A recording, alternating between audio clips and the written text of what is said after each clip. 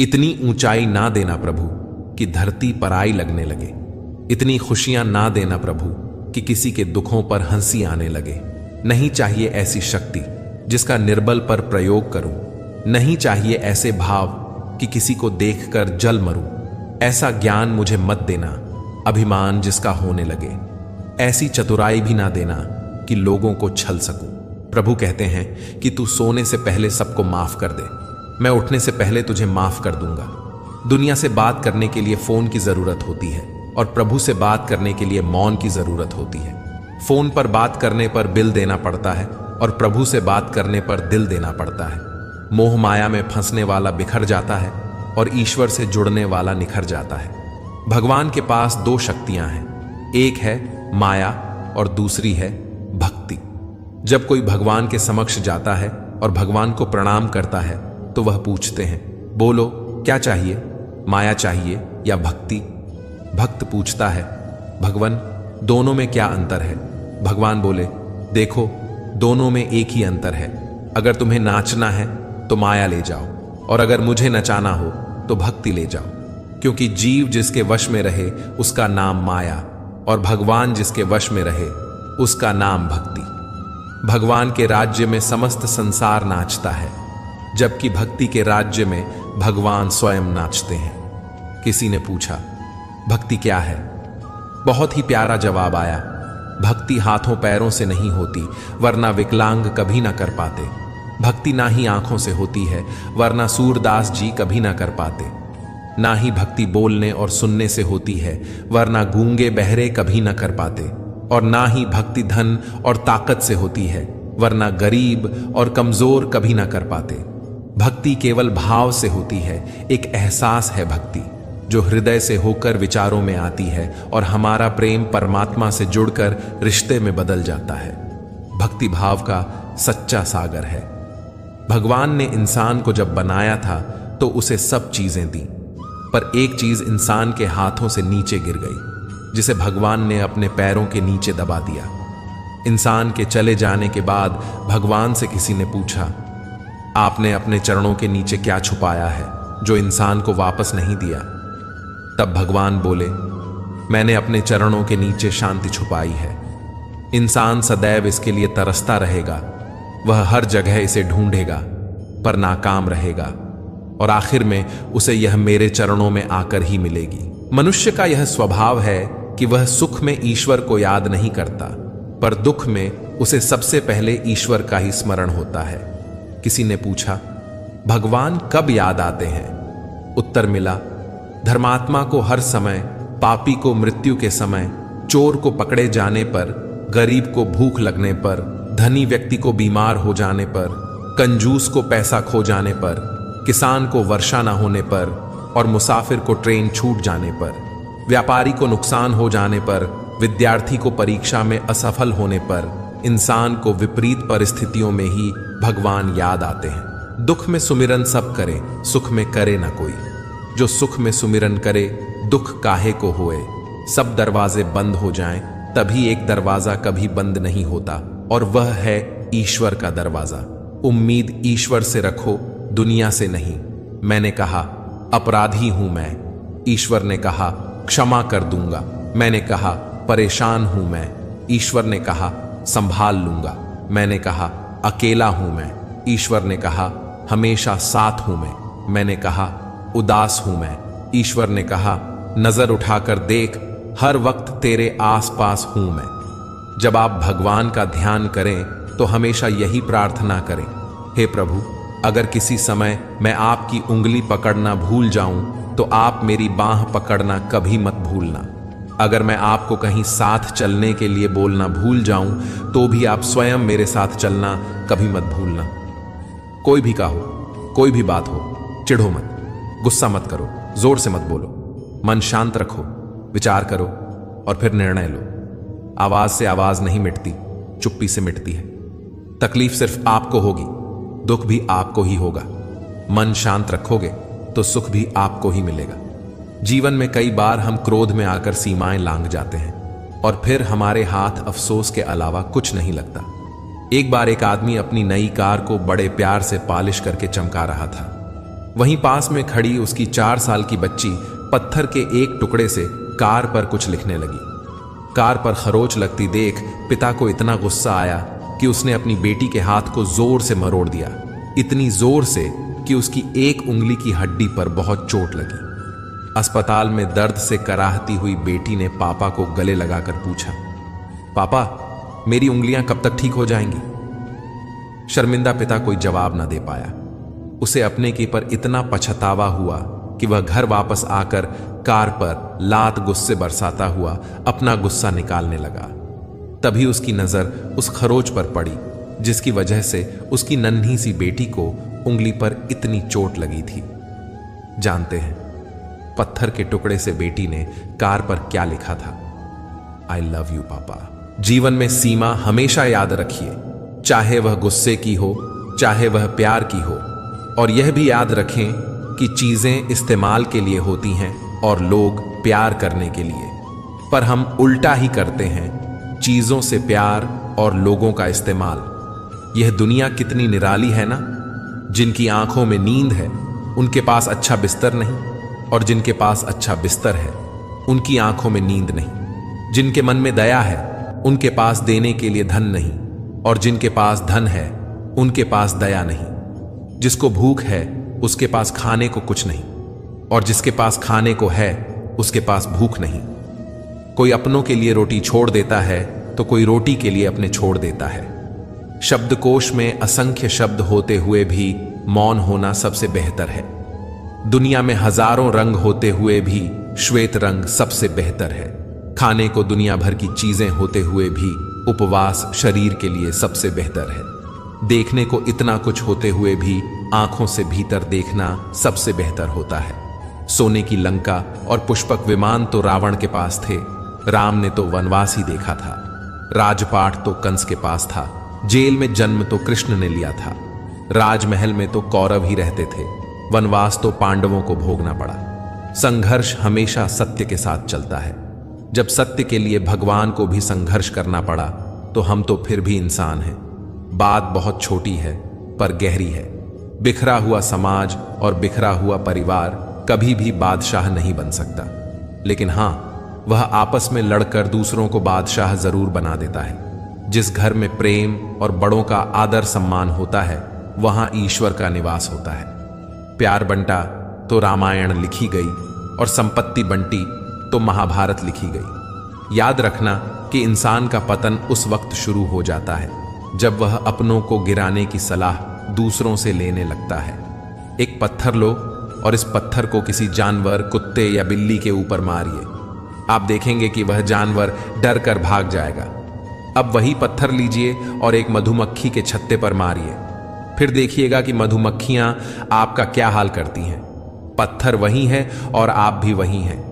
बस फर्क यही था कि जानवर अकेला था और मधुमक्खियां समूह में थीं। एकता में ही शक्ति होती है। संयुक्त रहिए, संगठित रहिए, प्यार से रहिए। कोई चाहे कितना भी महान क्यों ना हो जाए, पर कुदरत कभी किसी को महान बनने का मौका नहीं देती। कंठ दिया कोयल को तो रूप छीन लिया, रूप दिया मोर को तो इच्छा छीन ली, दी इच्छा इंसान को तो संतोष छीन लिया, दिया संतोष संत को तो संसार छीन लिया। मत करना कभी गुरूर अपने आप पर है इंसान।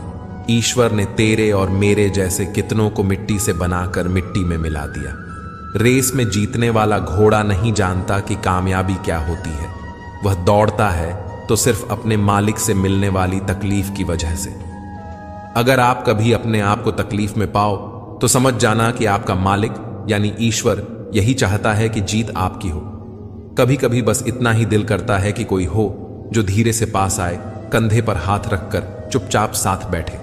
ना कोई सवाल, ना कोई जवाब, बस साथ होने का एहसास दे। माँ बाप से बेहतर यह कौन कर सकता है। एक छोटी सी बच्ची अपने पिता के साथ जा रही थी। वे एक पुल से गुजरे। नीचे नदी का बहाव तेज था।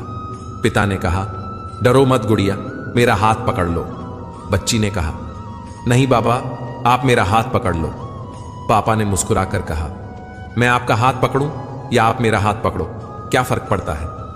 बच्ची ने कहा, पापा, अगर मैं आपका हाथ पकड़ूं और कुछ हो जाए तो शायद मैं आपका हाथ छोड़ दूं। पर अगर आपने मेरा हाथ पकड़ा तो मैं जानती हूं कि कुछ भी हो जाए, आप मेरा हाथ कभी नहीं छोड़ोगे।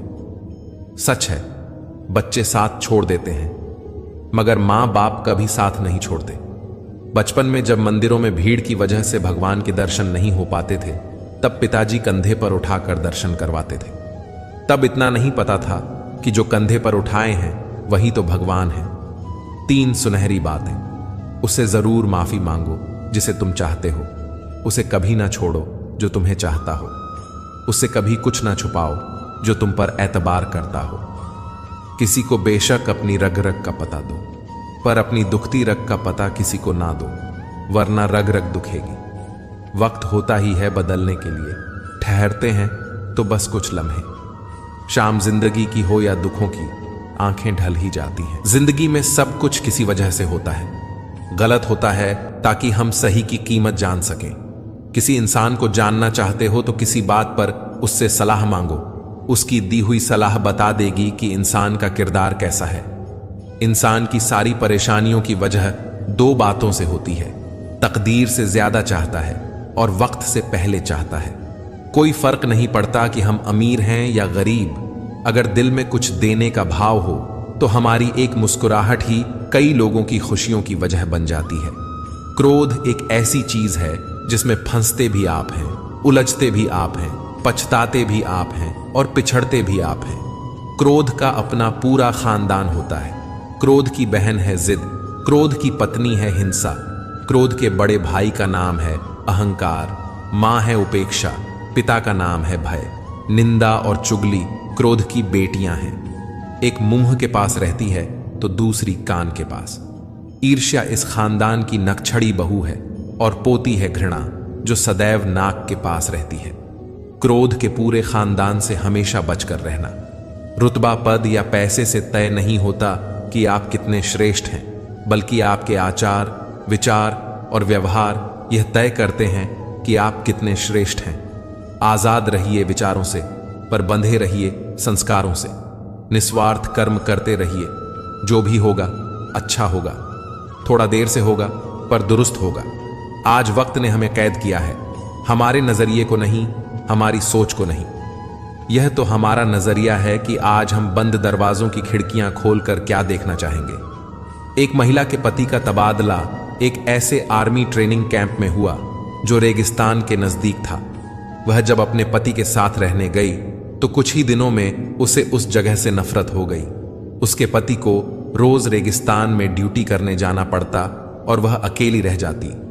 लगातार बढ़ता तापमान, असहनीय गर्मी, चारों ओर कैक्टस ही कैक्टस, बात करने को कोई भी नहीं। गर्म हवाएं लगातार बहती, कुछ भी खाओ पियो, यहां तक कि सांस भी लो तो सब में धूल ही धूल भरी होती।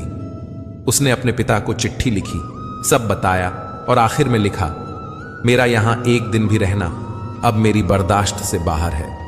इससे तो अच्छा था कि मैं जेल में होती। उसके पिता ने जवाब में सिर्फ 2 लाइनें लिखी और उन 2 लाइनों ने उस औरत की पूरी जिंदगी बदल दी। जानते हैं उसके पिता ने जवाब में क्या लिखा? 2 लोगों ने जेल की सलाखों के पीछे से देखा। एक ने कीचड़ देखा, दूसरे ने सितारों से भरा आसमान। एक ने कीचड़ देखा, दूसरे ने सितारों से भरा आसमान। इन पंक्तियों को उसने बार बार पढ़ा।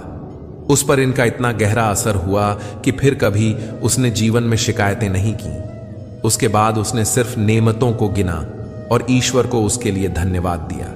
उसके बाद उसने कभी अपने जीवन में कीचड़ नहीं देखा, सिर्फ और सिर्फ सितारों से भरा आसमान देखा। जैसा आप देखना चाहेंगे वैसा ही है जीवन। बेशक कई परिस्थितियां हमारे हाथ में नहीं होती, पर उन पर हमारी प्रतिक्रिया कैसी हो यह पूरी तरह से हमारे ही हाथ में होता है। एक गुरु से शिष्य ने कहा, गुरुजी, एक आदमी आश्रम के लिए गाय उपहार में दे गया है। गुरु ने उत्तर दिया, अच्छा हुआ, सभी को दूध पीने को मिलेगा। कुछ दिनों के बाद शिष्य ने फिर आकर कहा, गुरुजी, जिस आदमी ने गाय दी थी वह आकर अपनी गाय वापस ले गया। गुरु ने कहा, अच्छा हुआ, गोबर उठाने के झंझट से मुक्ति मिली। परिस्थिति बदले तो अपनी मनस्थिति बदल लो, फिर दुख भी सुख में बदल जाएगा। सारा खेल तो बस नजरिए का है।